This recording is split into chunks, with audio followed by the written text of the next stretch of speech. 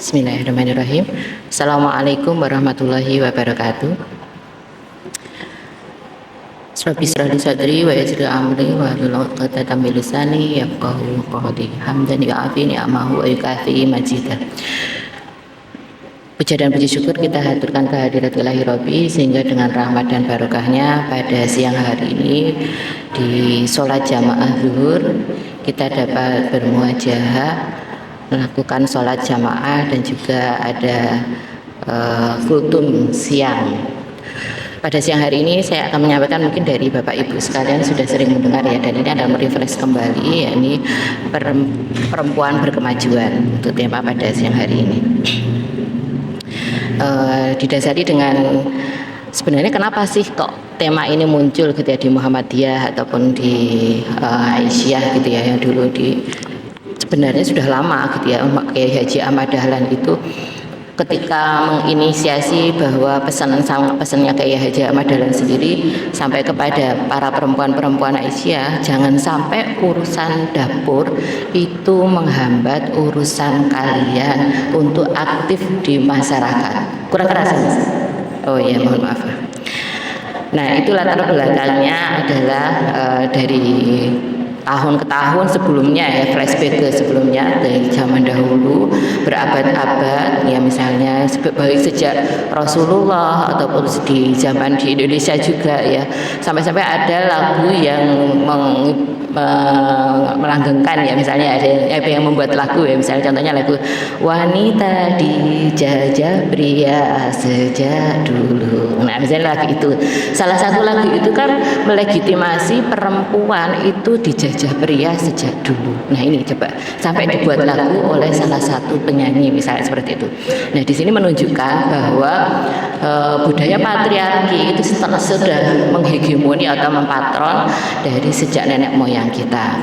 Maka K.H. Dahlan sebenarnya beliau itu sampai ya, ketika kami kemarin diskusi di MKS dari Bu Mami Hajaro itu menyampaikan beliau itu seorang feminis, justru Pak K.H. Dahlan itu. Kenapa kok menjadi seorang feminis? Karena yang justru mencetuskan di organisasi Muhammadiyah untuk adanya organisasi Aisyah itu justru K.H. Dahlan, justru keluar dari Kiai Haji Ahmad Dahlan. Bedanya dengan organisasi sebelah ya, kalau di Nahdlatul Ulama itu mereka mengalami resistensi yang kuat dari kaum adamnya, kaum laki-lakinya, karena perlawanan itu dari organisasi perempuan yang justru memunculkan organisasi muslimat dulu. Akhirnya para kiai-kiai tidak terima dengan adanya organisasi muslimat. Akhirnya mereka ada yang berontak segala macam, atau ada yang ketika ada pelatihan gender gitu ya, di mana ada beberapa fasilitator sampai yang dikejar-kejar oleh para beberapa kiai. Nah, itu resistensinya justru ada kalau di organisasi sebelah. Itu dari penelitiannya Bu Mami Hajar. Kalau di Muhammadiyah justru Pak Kiai Haji Ahmad Dahlan yang mendorong untuk adanya organisasi Aisyah. Maka sebenarnya konsep perempuan berkemajuan itu sudah sejak lama. Nah, ketika kepengurusan sejak di Muktamar di Makassar 2015, kemudian direduksi kembali dengan Risalah Perempuan Berkemajuan. Nah, itu latar belakangnya seperti itu.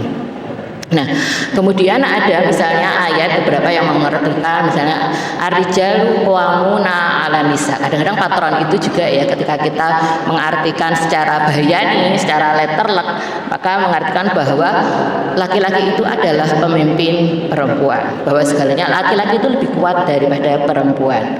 Padahal ketika kita memaknai secara burhani dan irfani, maka sebenarnya ar-rijalu qawwamuna 'alan nisa kita bisa mengartikan, kalau dari Pak Nasaruddin Umar ya, kenapa kok dalam Al-Quran itu tidak dengan menggunakan kata az-zakar dan al-unsa, tapi ar-rijal dan an-nisa? Karena ar-rijal dan an-nisa itu adalah maknanya konotasi, sedangkan az-zakar dan an-nisa al-unsa itu adalah makna biologis. Kemudian physically laki-laki dan physically perempuan. Maka di sini kepemimpinan itu ya sifat maskulinitas dan sifat kefemininan itu. Misal maskulinitas lebih kuat daripada feminitas. Maka kepemimpinan dipimpin oleh perempuan, it's no problem. Bisa aja. Nah, presiden kita perempuan, rektor kita juga perempuan. Banyak kepala daerah, Bupati Sleman juga perempuan, banyak kepala negara yang lainnya juga perempuan. Karena sifat maskulinitas itu bisa dimiliki oleh laki-laki dan perempuan, dan sifat feminin itu juga bisa dimiliki oleh laki-laki dan perempuan. Contohnya, misalnya kalau Bapak Ibu sekalian ya tindak teng Peken Beringharjo mungkin ya, Ibu bisa mersani Bapak Ibu. Bagaimana perempuan buruh gendong ya itu bisa kuat bopong nyunggi berkarung-karung ya beras atau dagangan dari para pedagang itu dari bawah sampai ke atas atau dari lantai 3 sampai ke bawah para buruh gendong itu kuat dan itu perempuan. Nah maka perempuan di situ sifat kemaskulinan bisa dimiliki, sedangkan laki-laki ada loh yang tidak bisa kuat membendong atau membopong barang. Di Magelang misalnya banyak juga wanita pencari batu atau pencari pasir, dan ini terlihat bahwa perempuan itu bisa juga kuat secara fisikal. Nah ini, jadi ini maksudnya seperti itu. Kemudian apa saja masalah perempuan dan anak atau kelompok rentan, misalnya penyandang disabilitas atau yang lainnya. Nah, beberapa permasalahan tentang yang menyangkut tentang kasus-kasus risalah perempuan berkemajuan, misalnya tentang kekerasan terhadap perempuan, domestifikasi perempuan, kemiskinan, diskriminasi, stunting, kemudian ada larangan ber-KB, misalnya ada perkawinan anak, dan ada misalnya climate change atau perubahan iklim. Perubahan iklim itu kadang berdampak juga kepada perempuan. Nah, ini sebenarnya kasus-kasus ya. Saya akan cerita beberapa cerita. Misalnya kasus tentang pernikahan anak. Nah, kemarin pernah penelitian tahun 2017. Saya penelitian di Gunung Kidul ya. Nah, itu penelitian tentang pernikahan anak. Pernikahan anak di sana anak-anak usia 13 tahun itu sudah menikah. Dan ada satu kasus ada anak AHA yang sudah hamil tapi tidak ada yang mengaku mana bapaknya. Kemudian, nah akhirnya ibunya membuat sayembara. Siapa yang mengakui bapaknya ini anaknya siapa, maka kemudian akan diberi hadiah motor. Akhirnya ada yang ngaku. Wah, salah satu dari beberapa laki, dan ternyata memang itu yang menghamili anak perempuan tersebut. Nah, setelah dapat motor kabur. Jadi tujuannya hanya untuk dapat motor. Itu ada nikah sayembara. Nikah sayembara yang dilakukan oleh pasangan mudi. Jadi anak-anak sudah nikah. Jadi anak melahirkan anak. Itu kasus pernikahan anak. Kemudian penelitian saya di Papua kemarin juga pernah ada pelatihan di Papua dengan MPKSDI. Nah, saya sekalian mencari data di sana. Ternyata di daerah pelosok-pelosok Papua ya, Papua Barat saat itu di Sorong ya. Mereka itu nikah itu ya tidak nikah, mesti berkumpul dulu baru nanti kalau cocok baru menikah, modelnya seperti itu. Dan itu terjadi kekerasan, kadang-kadang ada kekerasan secara fisik, kekerasan secara mental dan yang lainnya. Ketika mau memperjuangkan kasus-kasus ini perempuan menjadi lemah. Karena apa? Tidak bisa memperjuangkan karena tidak ada status hukum pernikahannya. Itu posisi perempuan menjadi dilemahkan.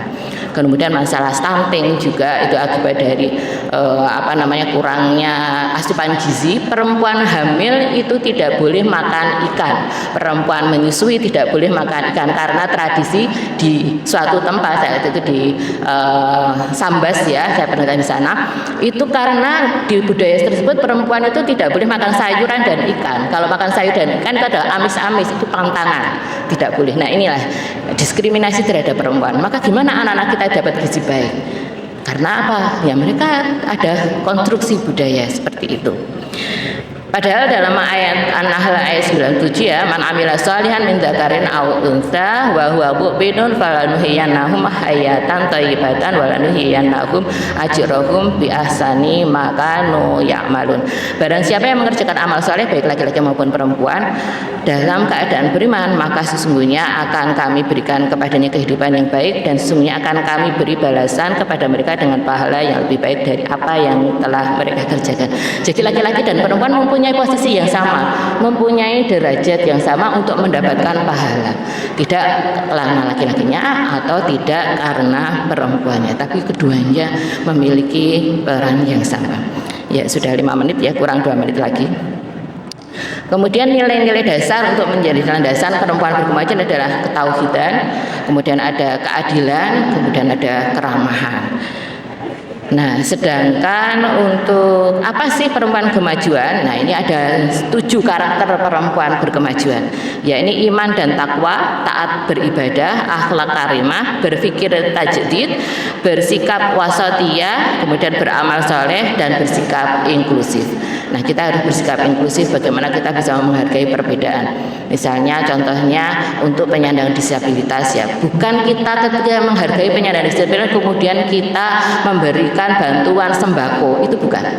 Tapi bagaimana mereka mendapatkan akses pelayanan akses untuk disabilitas. Kalau di sini sudah ada RAM ya, misalnya untuk jalan, alhamdulillah. Kemudian di setiap gedung saya lihat sudah ada RAM-nya.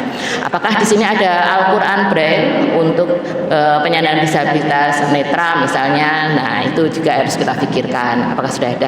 Kemudian suara azan, suara imam ketika sholat, apakah ada untuk teman-teman disabilitas rungu? Nah, itu ada alat bantunya atau tidak? Nah, itu adalah misalnya contoh masjid-masjid yang inklusif ya, yang ramah terhadap penyandang disabilitas.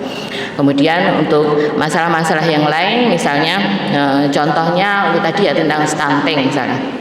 Kalau kita cek misalnya anggaran Posyandu dengan anggaran Agustus misalnya, perayaan Agustus kemarin saya mengisi di pembekalan PKL Gizi ya, itu anggaran saya cek sebelumnya, saya cek data anggaran di desa-desa ya, untuk anggaran Posyandu itu anggaran untuk PMT bayi itu 1 tahun 2.200.000, sedangkan untuk kader itu sampai 12 juta.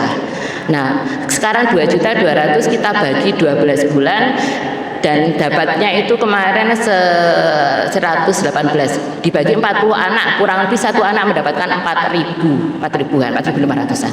Nah, 4.000 itu anak akan dapat gizi berapa?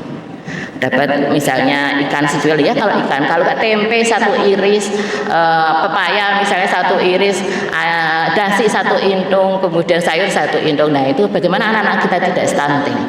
Nah, maka perlunya perjuangan untuk perjuangan gender di sini ya, hak perempuan dan anak dalam rangka untuk menyadarkan para kepala desa untuk memperjuangkan anggaran bagi para anak dan perempuan.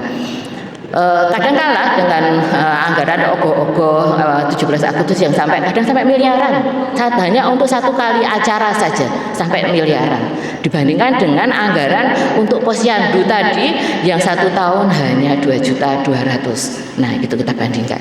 Itu contoh kenapa anggaran kita tidak. Nah, kadang-kadang salah kaprahnya kepala desa itu tidak tahu menerjemahkan anggaran desa. Anggaran desa yang harusnya 500 sampai 1 miliar itu saking bingungnya mereka hanya aspalisasi, jembatanisasi segala macam. Tidak ada program untuk kesehatan reproduksi, pencegahan pernikahan anak-anak, pencegahan stunting, tidak ada. Akhirnya programnya bingung para kepala desa. Programnya ada salah satu kepala desa yang programnya mengaspal halaman depan rumahnya. Ya, akhirnya masuk di penjara karena programnya ya hanya untuk pribadi keluarganya. Ya, demikian ya, sudah lebih dari 2 menit, sudah 7 menit. Terima kasih atas partisipasi dan sudah kita bermuajah bersama bersolat jamaah dan juga melaksanakan kultum. Semoga apa yang saya sampaikan ada manfaatnya dan mohon maaf jika ada kekurangannya, mohon masukan juga untuk kedepannya. Dari saya cukup sekian. Wabillahi taufiq wal hidayah. Wassalamualaikum warahmatullahi wabarakatuh.